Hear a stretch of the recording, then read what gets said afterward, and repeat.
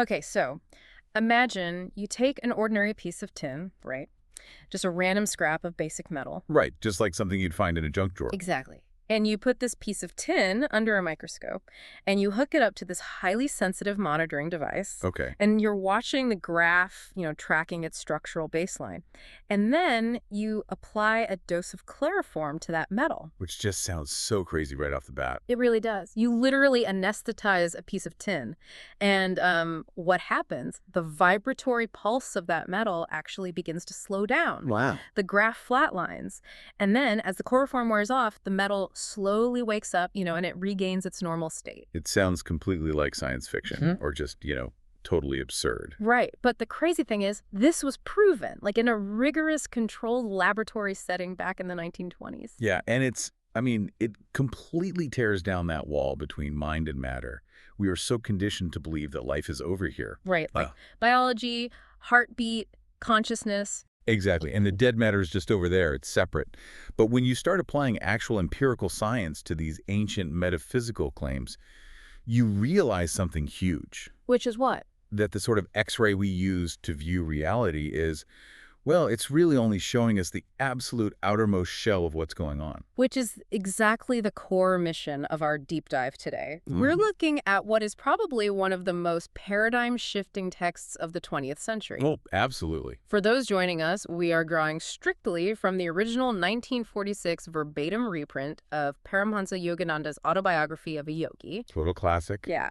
And we are going to explore the early life and, honestly, the really profound spiritual encounters of this man. He was born Mukunda, growing up in 19th century India. But we should be clear, we aren't just recounting a biography here, right? No, not at all. We are treating this text as what it truly is, which is a clinical, highly detailed manual on the plasticity of reality. I love that phrase. Plasticity of reality. It fits so well.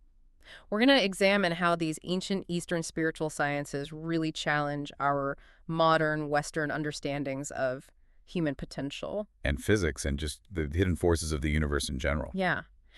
But to really grasp the gravity of what Yogananda documents, you have to understand his starting point. Because he's not a normal child who just slowly stumbles into spirituality. No, definitely not. The text establishes right away that from infancy, his consciousness was just entirely disproportionate to his physical body. Yeah, he vividly recounts the sheer humiliation of being a baby, which is such a wild concept. It is, because he possessed this fully formed mind, right?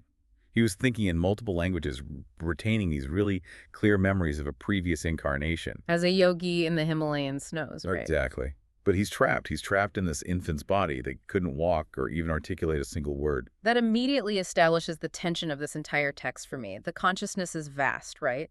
But the physical vehicle is severely, severely limited. And his early childhood is essentially just a series of experiments. He's constantly forcing the physical world to obey that vast consciousness. Which brings us to the story of the boil. Oh, man, the boil. I know, it sounds a little gross, but look closer at what he's actually claiming here. It seems like this mundane sibling squabble, but the biological implications are just staggering. Right. So he's sitting with his older sister, Uma. Yeah. And she has a boil on her leg, and she's treating it with this salve. And Mukunda, who's just a kid, casually scoops up a bit of that ointment, and he rubs it on his own perfectly healthy forearm. And Uma naturally asks him, what on earth are you doing? Right, and he tells her with complete nonchalance that he feels he's going to have a boil tomorrow. So he's just, pre-testing the ointment on the exact spot where it's going to appear. Which is such a little brother thing to do. Yeah. So Uma calls him a liar, obviously. She mocks him. Yeah, she teases him, but that teasing flips this psychological switch in him. He doesn't just argue back like a normal kid, he weaponizes his concentration. Yes, he literally declares to her, I think the quote is, "By the power of will in me, I say that tomorrow I shall have a fairly large boil in this exact place on my arm, and your boil shall swell to twice its present size." It's so intense. And the crazy part is the very next morning, it happens exactly as he mandated. Exactly. He has this massive boil precisely where he placed the ointment. And Uma's has literally doubled in size. And his is so bad it actually requires surgical treatment. It leaves a permanent scar.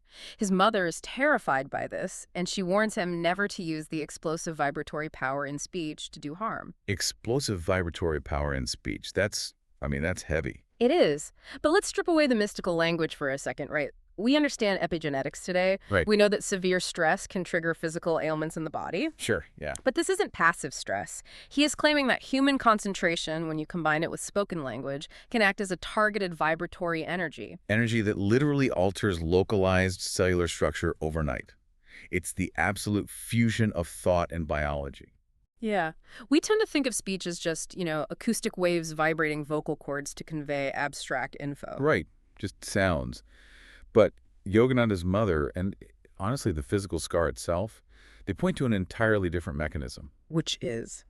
Well, when speech is coupled with an unwavering, absolute concentration of will, the words become the architectural blueprint. Oh, I see. And that concentrated energy becomes the builder.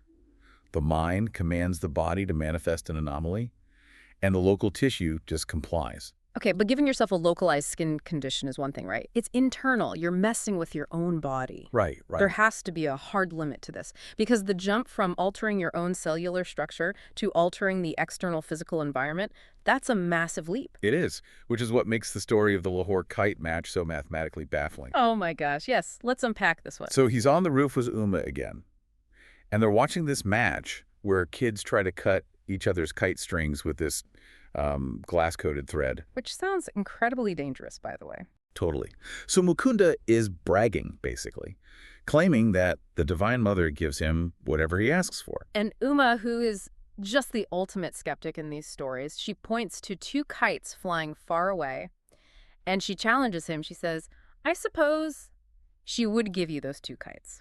Right, and think about the sheer mathematical improbability of this for a second. That's absurd. If you walked out onto your balcony right now, pointed to a bird flying over the neighborhood and demanded that it drop a specific twig directly into your waiting hand, what are the odds? Zero. Absolutely zero. A severed kite floating over erratic wind currents and crowded roofs of a massive city is not going to just magically drop onto your specific balcony. It completely defies the laws of probability. Yet Mukunda enters this state of absolute concentrated prayer. Yeah. He focuses his mind to the exclusion of literally all other reality. And the environment actually responds. The wind abruptly dies down the exact moment one of the kites is cut. And the string floats over, loops perfectly around a cactus plant on the roofs across this narrow lane. It creates a literal handle. Yeah, he just reaches over, grabs it, and hands it to his sister. And of course she writes it off as a fluke, because who wouldn't? Right, so he intensifies that focus. The second kite is cut, it dances in the wind, and then the exact same cactus plant catches it in a loop again. Two impossible catches. He isn't just getting lucky here. He is actively collapsing probability. He is creating a localized magnetic pull through focused intention. But again, I have to play the skeptic for a minute, because it is one thing to draw an inanimate object on a breeze. A kite doesn't have a will of its own, right? True. So what happens when this focused human will collides with a biological machine designed to kill? A 500-pound apex predator does not care about your internal confidence. It's just hungry. Which is where we encountered the tiger swami. Yeah. And this is one of my favorite parts of the text. It's so intense. Yogananda and a friend tracked down this legendary saint in Bhawanipur named Sohang Swami. And before his monastic life, this guy was famous for fighting Royal Bengal tigers barehanded. Barehanded. The text gives this incredibly visceral physical description of him, too. He's a titan. Yeah, he has this immense neck, a barrel chest, biceps like footballs, and he's wearing nothing but a tiger skin. And just to casually demonstrate his power to these boys, he strikes a brick wall with his bare hand and knocks a solid mortared brick right out of it. Which is terrifying. Absolutely terrifying. But then he says the most bizarre thing to them. He tells the boys, I look upon tigers as tigers. I know them as pussycats. I know them as pussycats. How does human willpower stop a tiger? I mean, really? Well, the tiger swami actually breaks down the precise mechanism of his power here. Right. And it's fascinating because it has very little to do with his actual muscles. Really? Even with biceps like footballs? Yeah. He explicitly states that muscle alone is entirely useless without cool confidence. Interesting. He says a man with Herculean physical strength will be instantly paralyzed by terror at the mere sight of a wild beast. Okay, that makes sense. The fear just takes over. Exactly. The tiger's ferocity acts as a psychological virus. It essentially hacks the human mind and converts it into a state of defenselessness before the physical attack even starts. Wow. So it's a mental game before it's a physical one. 100%. The Tiger Swami's secret was his indomitable persistency in thoughts of strength. He didn't just have to convince himself that he was safe. Right. He had to project such a dominant field of energy that he convinced the tiger it was merely a house cat. It's almost like a computer network override. The tiger's brain is running this deeply ingrained primal software program. See prey, attack prey, consume prey. Yep. But the Swami is broadcasting this admin-level command of absolute dominance that literally overwrites the tiger's local software. That's a great way to put it. He says the body is literally manufactured and sustained by mind. Which is crazy because he started life as a sickly, feeble boy. He did, but through sheer mental vigor, he forced his body to become an impenetrable fortress. He's articulating a really profound yogic principle here regarding neuroplasticity and bioengineering. Yeah. Like habits of thought literally ossify into the physical body. Exactly. If you permit your mind to be enslaved by your body's perceived limitations, the body remains weak. But if the mind asserts absolute command, it overwrites physical instinct. But, and this is a big but, the theory is severely tested when he fights Raja Begum. Oh man, the Prince of Cooch Behar challenges the Swami to fight a newly caught, absolutely savage tiger. Yeah, and the Swami steps into the cage, and for a second the theory seems to fail instantly. The tiger lunges and just tears his hand open. He's bleeding profusely. And the text makes a very specific point to note that human blood is the greatest treat a tiger can know. Right. Once a tiger tastes it, their predatory instinct goes into overdrive. It's a frenzy. The crowd is screaming. The Swami is facing imminent death. And the initial shock of the attack almost breaks his concentration. But he rallies. He forcibly banishes the sight of his own bloody hand from his mind. He literally hides it from his own vision to stop the psychological bleed. That is so wild. And then he swings his left arm in a bone-cracking blow, fighting the beast to a standstill. He goes so far as to force the tiger's jaws open and places his own head inside the beast's mouth to irrevocably prove his dominance. Unbelievable. And he chains the tiger up and leaves the cage victorious. He achieves the absolute pinnacle of mind over physical matter. He gets the gold, the fame, the ultimate validation. And he feels no elation. He actually spends 6 months near death from blood poisoning after this. Yeah, and it's during that grueling physical recovery that he experiences this massive psychological pivot. Right, because the realization he comes to is really the crux of his entire life's journey. Before this fight, a saint had actually warned him to abandon his savage activities. And after surviving the blood poisoning, he seeks out that very saint. He confesses that he wants a different kind of taming now. And the saint's response is incredibly revealing. He says, "Come with me. I will teach you to subdue the beasts of ignorance roaming in jungles of the human mind." It completely recontextualizes the entire feat. The Tiger Swami realizes that spending a lifetime cultivating the willpower to punch a tiger into submission is ultimately a massive waste of energy. Right. Mastering the brutal physical mechanics of the world is a lower-level achievement compared to conquering the anger, the ego, and the wild passions roaming inside his own consciousness. He proved the extreme outer limit of manipulating gross matter, only to realize that gross matter is the least interesting frontier. Exactly. Which moves us perfectly from the manipulation of physical reality to the complete bypassing of it. Right, into the miracles. Yes. Yogananda's encounters with these various saints who possess supernatural abilities are fascinating, primarily because the text is so clinical about how these miracles actually function. It's not treated as magic, it's treated as physics. Take Swami Pranabandha, for example. Yogananda is sent to him by his father to deliver a letter. He meets the Swami in a room. The man is wearing only a loincloth and wooden sandals. The Swami tells Yogananda that the man he needs to see, Kedarnath Babu, will arrive in half an hour. But the Swami hasn't left the room, hasn't used a phone, hasn't sent a messenger, nothing. Right. So Yogananda becomes restless, leaves the room, walks downstairs, and immediately collides with Kedarnath Babu, who is rushing up the stairs, frantic. And Kedarnath Babu explains that he was just bathing in the Ganges River miles away when Swami Pranabandha approached him. Fully solid, fully visible, wearing those exact wooden sandals. And told him to come to the house immediately. And then the Swami just dashed past him and vanished into the crowd. And Yogananda is entirely baffled because he has been sitting in a room staring at the Swami the entire time. Right. Kedarnath Babu walks into the room, sees the wooden sandals, sees the Swami, and his mind just breaks. He realizes he has just had a physical conversation with an entirely materialized second body. But when Yogananda questions this, Pranabananda doesn't offer, like, a mystical riddle. He explains the mechanics of it. He states that the subtle unity of the phenomenal world is completely visible to true yogis. He says he can instantly see and converse with his disciples in distant Calcutta, transcending gross matter at will. But the crucial part of this exchange, and why he possesses this ability, he attributes it to his spiritual pension. Yeah, that phrase alone requires a deep dive.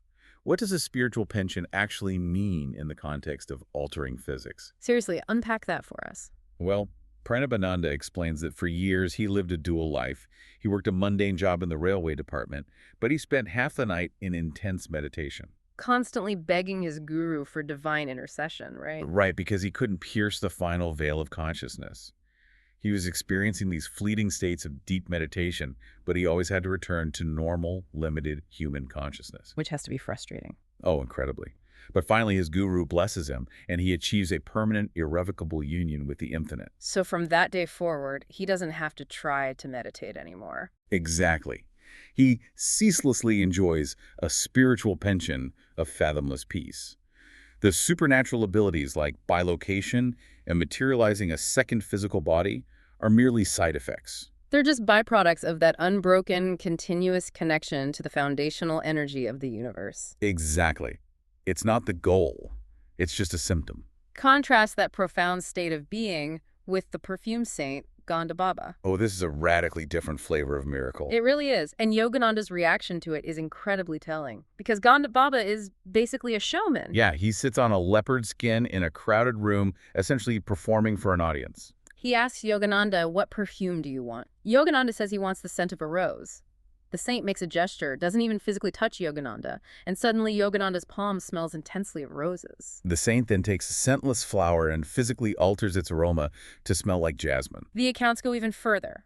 Another associate reports that Gonda Baba materialized out-of-season tangerines out of thin air during a dinner party. Yeah, he caused peeled, physically edible tangerines to manifest inside pieces of bread. Now, you would expect a young spiritual seeker to be absolutely awestruck by this. Sure, it's flashy. But Yogananda is thoroughly unimpressed. Gonda Baba brags that he spent 12 years in Tibet mastering this specific art. And Yogananda essentially looks at him and says, you spent 12 arduous years learning how to manufacture fragrances that I can buy at a local florist shop for a few pennies. What an absolute waste of human potential. It is such a devastating critique of seeking power just for the sake of power. It really is. But what is truly vital here is that Yogananda does not deny the reality of the phenomenon. He doesn't call him a fraud or a stage magician. No, the text actually pauses to explain the physics of the perfume saint's abilities. It asserts that all sensory stimuli, smell, sight, taste, touch, are ultimately just produced by vibratory variations in electrons and protons. And these subatomic vibrations are regulated by what the text calls lifetrons. Lifetrons. Let's break that down, because modern quantum physics is actually starting to bump up against this exact concept. Right. So in the yogic framework, lifetrons are subtle life forces. They are finer than atomic energies that are highly charged with idea substances. Idea substances, so they're like the intelligent blueprint that tells the vibration what to be. Exactly. Modern physics tells us that matter is mostly empty space and vibrating energy. The yogic science agrees, but adds that this energy is directed by these lifetrons. So Gonda Baba uses highly specific mental practices to tune into cosmic forces, seize those lifetrons, and rearrange their vibratory structure. To objectivize the scent of a rose or the cellular flesh of a tangerine. So he is essentially altering the source code of the vibration. Yes, exactly. It isn't magic. It is advanced atomic manipulation using human concentration as the instrument. But to use a modern analogy, it is like a brilliant coder hacking into the back end of a massive, complex video game, just to change the color of their character's shirt. That's a perfect analogy. It requires an immense amount of technical skill and 12 years of grinding, but it doesn't help you win the game. It doesn't give you any deeper understanding of the game's ultimate architecture or purpose. And that is precisely the text's argument. The text explicitly decries ostentatious displays of power. It warns against them. Yeah, it says that hypnotism, for instance, is a trespass into another person's consciousness. It's an invasive, negative psychological manipulation. True miracles, as performed by fully realized saints, are never done for entertainment. They are performed by aligning one's will seamlessly with the creative cosmic dreamer. Which perfectly describes Paduri Mahasaya, the levitating saint. Right. He doesn't perform for crowds. He lives strictly indoors. He is a master of pranayama, which is the ancient science of yogic breath control. And Yogananda recounts this amazing moment where he visits this saint and witnesses him perform a specific breathing technique called Vastrika Pranayama. The saint regulates his breath with such intense force and specific rhythm that it actually generates a localized physical storm inside the room. The air pressure changes entirely. And then complete physical stillness. The saint enters a high state of superconsciousness, and his body physically levitates from the ground. The contrast with the perfume saint is night and day. Paduri Mahasaya finds the public's obsession with miracles embarrassing. He actually tells Yogananda that true saints are often found highly irritating by worldly people because a saint's pure candor shatters human delusions. Right, he views his own ability to levitate not as a neat trick to show off, but as an inevitable, almost mundane consequence. A consequence of a body that has lost its gross earthly mass through decades of intense internal meditation. He even quotes a medieval Indian princess, Mirabai, who wrote a poem stating that if eating roots and living in caves could summon God, animals would be saints. If counting beads could do it, accountants would be saints. Exactly. The physics of levitation are real, but the only indispensable requirement for true realization is love. So we are seeing a really clear pattern here. These yogis are manipulating the unseen energetic laws of the universe through ancient internal meditative technologies. Yes, but a fascinating collision happens when someone attempts to prove these exact same unseen connections using modern Western scientific instruments. And that brings us to the astonishing laboratory of Jagadish Chandra Bose. J.C. Bose. He is one of the most historically significant figures documented in this text. Primarily because he serves as the bridge between Eastern intuition and Western empirical rigidity, right? Absolutely. He was a world-class physicist and botanist educated at Cambridge. He actually invented a wireless coherer, which is the foundation of radio technology, before Marconi did. He did. But he steadfastly refused to patent it for personal financial gain. Which is wild. Why wouldn't he patent it? Because he was operating under the Eastern philosophical belief that foundational knowledge must remain public property. It belongs to humanity. That's incredible. So Yogananda visits him, and Bose unveils his crowning scientific achievement, the crescograph. This is an instrument designed to magnify the microscopic, otherwise invisible movements of plant growth. And it doesn't just magnify them a little bit, it magnifies them 10 million times. Right. And to give the listener a sense of that scale, Bose explains to Yogananda that if a snail's agonizingly slow crawl were magnified by 10 million. The snail would appear to be moving at the speed of an express train. Exactly. And with this unprecedented level of observation, Bose fundamentally dismantles the scientific establishment's understanding of biology. He proves, with empirical hard data, that plants possess a highly sensitive nervous system and experience a varied, complex emotional life. The experiments are incredibly visceral. Yogananda watches the shadow of a living fern projected and magnified on a screen. You can literally see the plant growing in real time. And Bose takes a metal bar and touches the plant.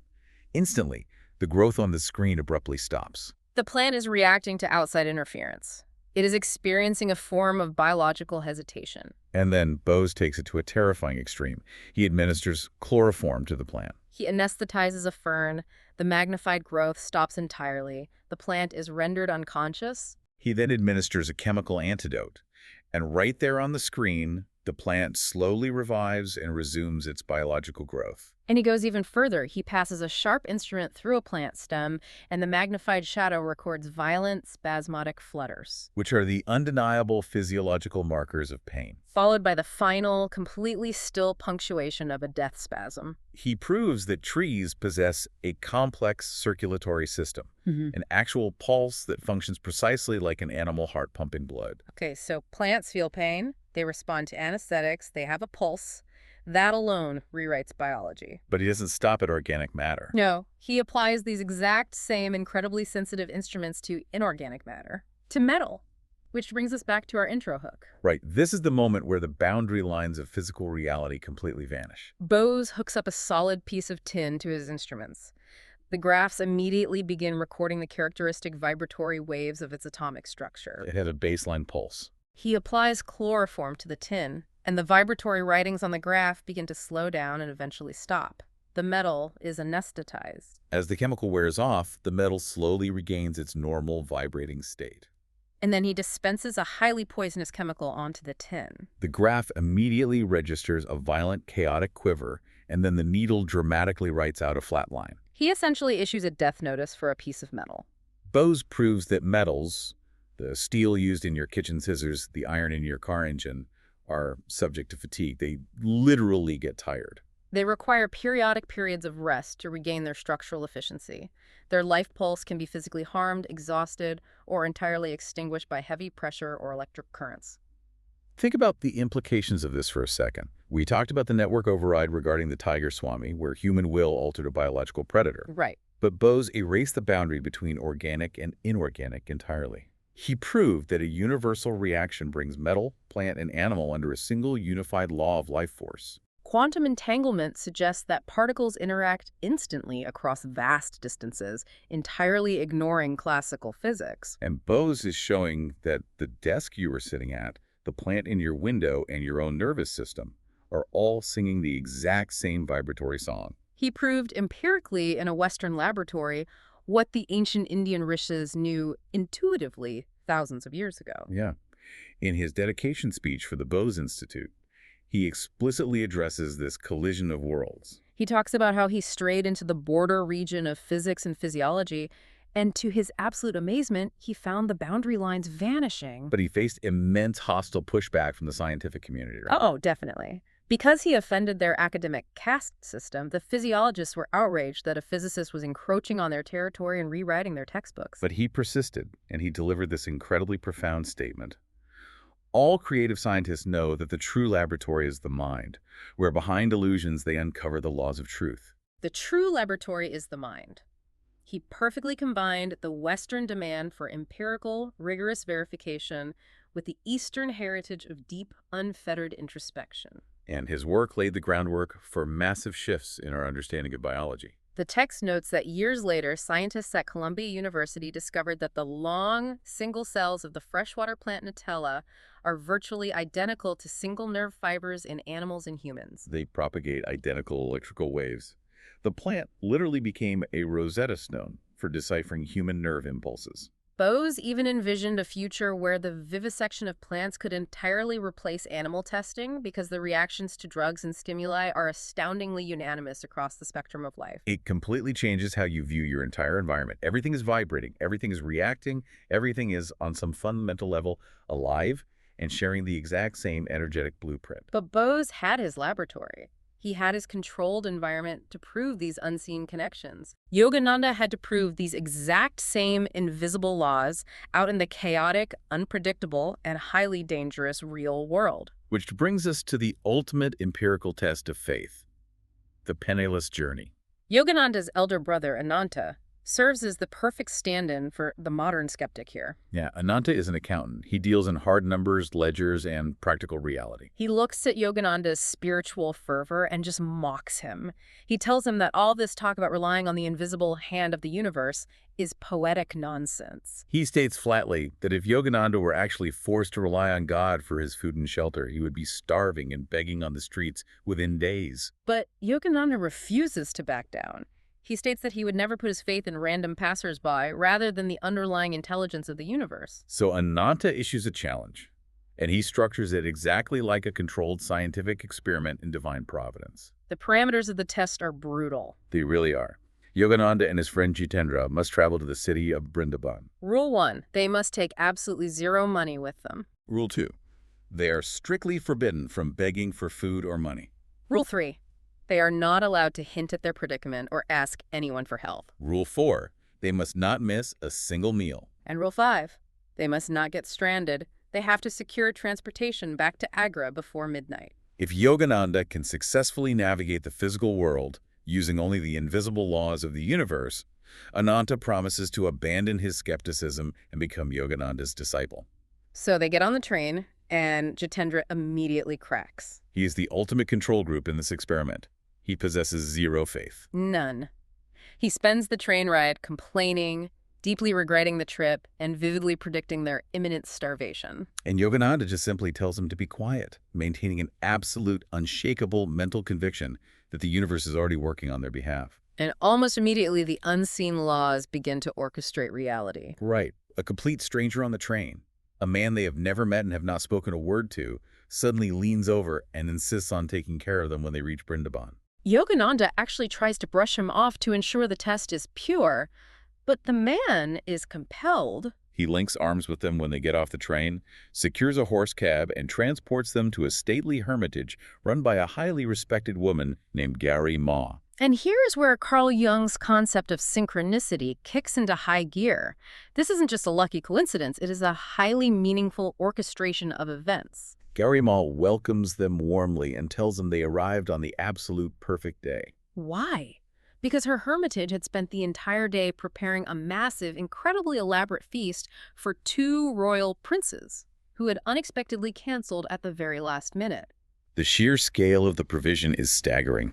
Jitendra literally bursts into tears of relief. They are not just given a bowl of rice, they are served a 30-course royal banquet. 30 distinct courses, fit for literal royalty, handed to them without them speaking a single word of request, precisely at the moment they needed to eat.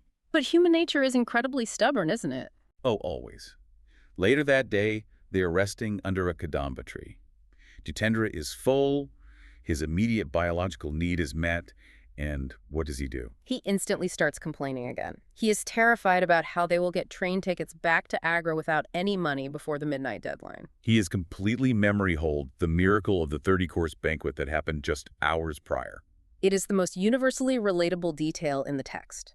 The moment we get comfortable, the moment one crisis is averted, our ego immediately scans the horizon for the next obstacle to panic over. We completely ignore the massive, improbable hurdle we just cleared. But Yogananda remains steadfast. He refuses to break his concentration. And then a young man named Pratap Chatterjee approaches them under the tree. And this man explains that during his deep meditation earlier that day, he received a clear vision.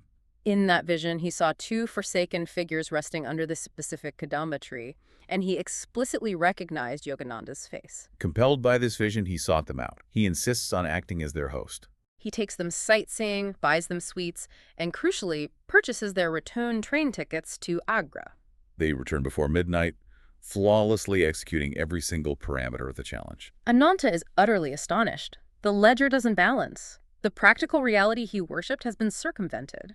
He is forced to realize that the law of demand and supply reaches into subtler realms than mere physical economics. He keeps his word and asks his younger brother to initiate him into the spiritual path. But we have to analyze the implications of this. Is this just extreme serendipity? Is it just a string of highly fortunate coincidences combined with a massive dose of confirmation bias? Or does absolute, unwavering mental conviction act as a literal magnet?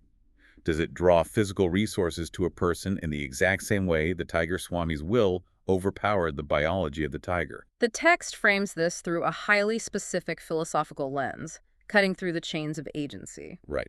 Earlier in the narrative, while in Benares, a hermitage leader had chastised Yogananda. He told him to die, rather than admit he lived by the power of food instead of the power of God. The leader demanded that Yogananda perceive the single cause, the understanding that money, employers, and benefactors are merely indirect instruments of a deeper energetic supply.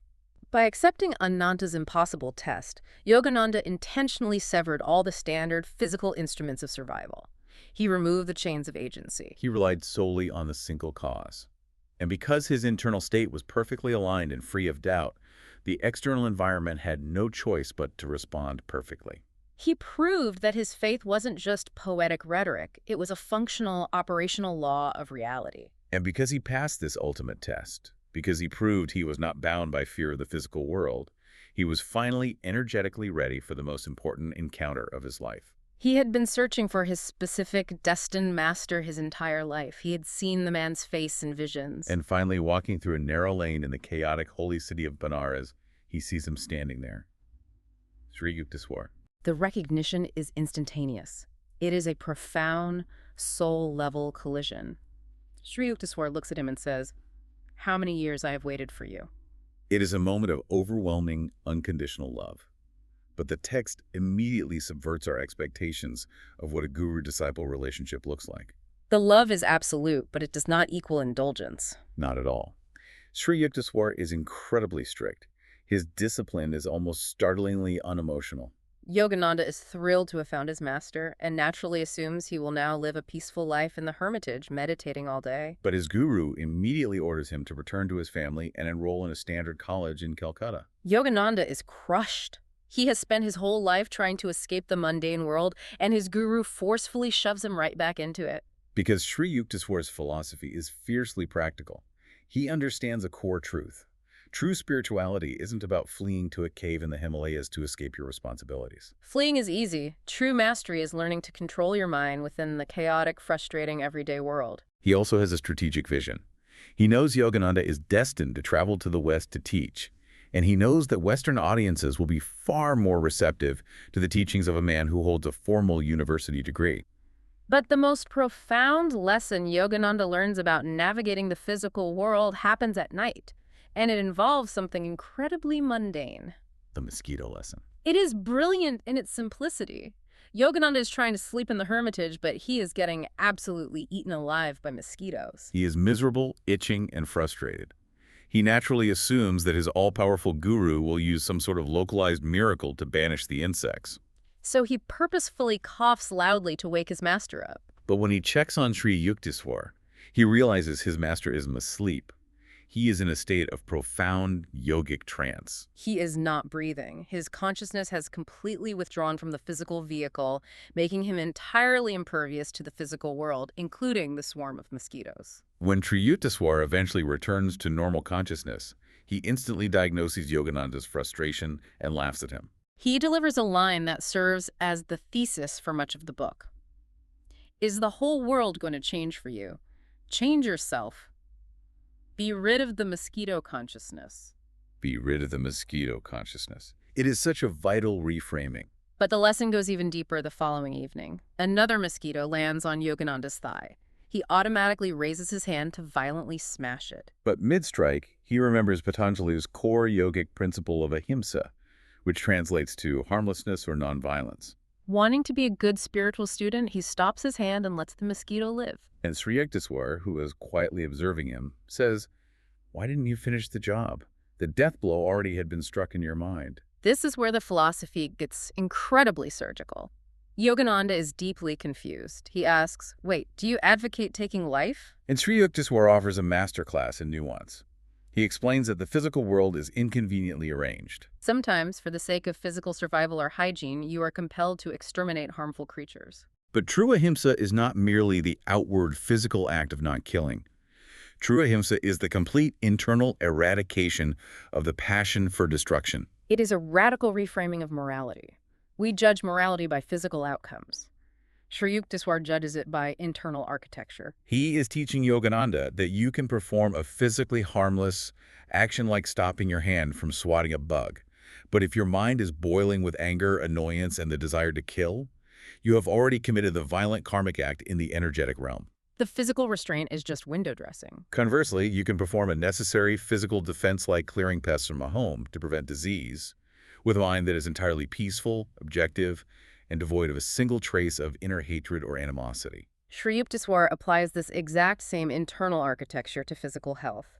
Yogananda suffers from chronic thinness and severe stomach issues, debilitating dyspepsia that has plagued him for years. Various diets and doctors have failed. Sri Yukteswar observes this, and one day he simply looks at Yogananda and says, "Today you invigorate yourself." And the physical disease vanishes instantly. Because Yogananda suddenly realizes that he had been gripping onto the psychological identity of being a sick person. His mind had built a fortress around the concept of his own dyspepsia. Once the guru's words shattered that rigid mental identity, the physical body had no choice but to instantly conform to the new, healthy blueprint. It perfectly connects back to the Tiger Swami.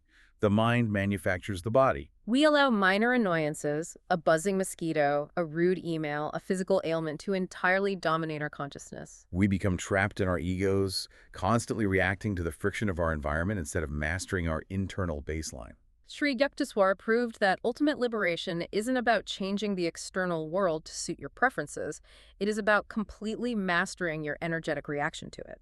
When you put all these threads together, you see a comprehensive science of reality. The text moves from the explosive power of spoken concentration altering cellular biology to the realization that conquering external tigers is meaningless compared to conquering inner demons. We see the physics of miracles through lifetrons and breath control. We watched J.C. Bose empirically prove in a laboratory that the desk, the fern, and the human nervous system are all bound by the exact same vibrating life force. We see how absolute, unwavering conviction can literally bend probability and draw physical resources to a penniless traveler. And finally, we learn that true mastery is the discipline of withdrawing your consciousness from the reactionary mosquitoes of daily life. Which brings us entirely back to you listening right now. The beauty of this text is that it doesn't demand that you abandon your life and flee to a Himalayan cave. The laboratory isn't out there. As Bose proved, and as Sri Yukteswar demanded of his college-bound student, the true laboratory of reality is your own mind, operating right in the middle of your messy daily life. Whether you are navigating a high-pressure corporate meeting, dealing with a flood of chaotic information, or just trying to manage the literal and metaphorical mosquitoes biting at your attention, the physics remain exactly the same. The mind manufactures a reality. If J.C. Bose proved that even a solid piece of tin responds to stimuli, gets fatigued, and shares a biological pulse. And if the Tiger Swami proved that an impenetrable field of human willpower can literally overwrite the primal predatory instincts of a 500-pound beast. Then we have to ask ourselves a deeply uncomfortable question about our own agency. What unseen, energetic ripples are your daily, habitual thoughts sending out into the world? What blueprint are you constantly broadcasting into the objects, the plants, and the people in the rooms you inhabit every single day? Are you just passively bouncing off the solid walls of your environment, playing the victim to the world's friction? Or are you actively, intentionally shaping its life force? It is the ultimate question of responsibility. The vibratory power is functioning at all times, whether we are conscious of it or not. The only choice we have is whether we direct it or let it direct us. Something to mull over the next time you feel a mosquito land on your arm, or the next time you look at a simple, ordinary houseplant. Thanks for joining us on this deep dive into the extraordinary science of Autobiography of a Yogi.